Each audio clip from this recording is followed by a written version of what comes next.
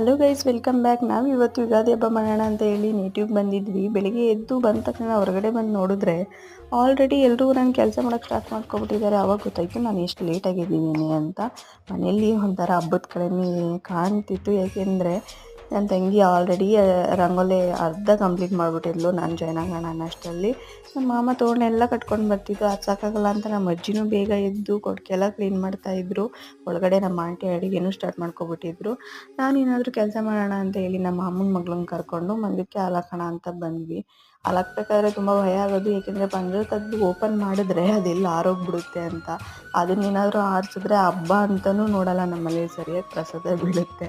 So finally ಅದಕ್ಕೆ ಹಾಲು ಹಾಕ್ಬಿಟ್ಟು ನಾವು ಅಡುಗೆ ಮನೆಗೆ ಬಂದು ನಮ್ಮ ಆಂಟಿಗೆ ಅಡುಗೆ ಮಾಡೋಕ್ಕೆ ಸ್ವಲ್ಪ ಹೆಲ್ಪ್ ಮಾಡ್ತಿದ್ವಿ. ಸೊ ಯುಗಾದಿ ಅಂದರೆ ಒಬ್ಬಟ್ಟು ಕಂಪಲ್ಸರಿ ಎಲ್ಲರೂ ಮನೇಲಿ ಅಲ್ವಾ. ಸೊ ಮನೇಲಿ ಪೂಜೆ ಮಾಡಿ ಎಳ್ಳು ಬೆಲ್ಲ ತಿಂದು ನಾವು ಹೊಲ್ದ ಹತ್ರ ಬಂದ್ವಿ. ಹಲ್ಸ್ಕೊಂಡು ತಿಂದ್ವಿ.